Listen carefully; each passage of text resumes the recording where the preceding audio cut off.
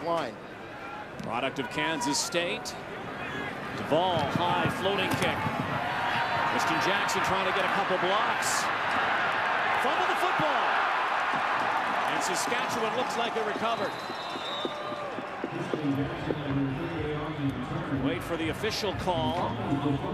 But it looked like Rough Rider football after Tristan Jackson coughed it up. Dinwiddie's second series for the Rock. It seems like he's starting to find some consistency after some good games interspersed with some unproductive games earlier in the year. Settling into a groove. One of the toughest guys in the league to bring down. Neil Hughes picks it up and runs into a wall. Eldon Brown, Calvin McCarty both there.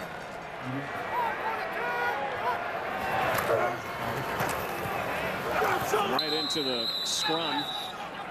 Calvin McCarty saw so much Jerome Messam in that first half. Not much of number 23 here in the second. Well, the Saskatchewan Roughriders have made some adjustments and have done a much better job defending against the run. Eskimos go for a bit of a change up here with McCarty. Of course, having Calvin McCarty, another very talented Canadian back, a guy who could easily be a starter himself, gives him great flexibility ratio-wise. Race goes on. We talk parity in the CFL. They've got it in spades this season, East and West.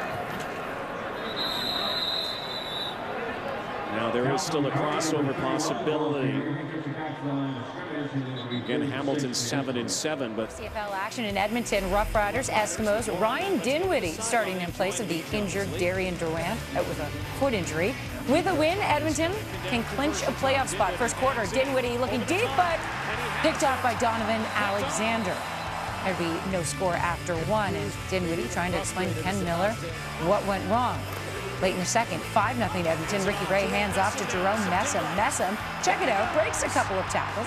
He finds a hole and keeps on running. 51 yards to the house. It's a 12-0 Eskies lead. Still in the second, Dinwiddie again looking downfield and again picked off, this time by Weldon Brown, who ends up tipping it to himself. Dinwiddie's third pick of the half. It was a 12-0 Edmonton lead at the break. On to the third quarter.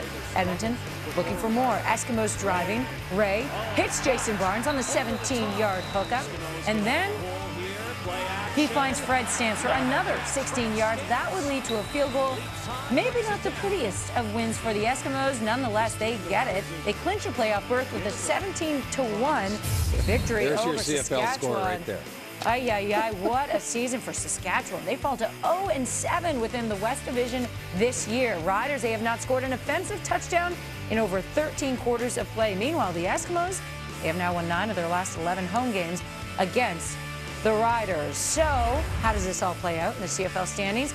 Well, with the loss, the Riders have no chance of making it into the West Division playoffs. However, a slim chance of getting the East crossover. So you're saying there's a chance. Lions, Stamps, and Eskimos, they are all tied for the West Division lead.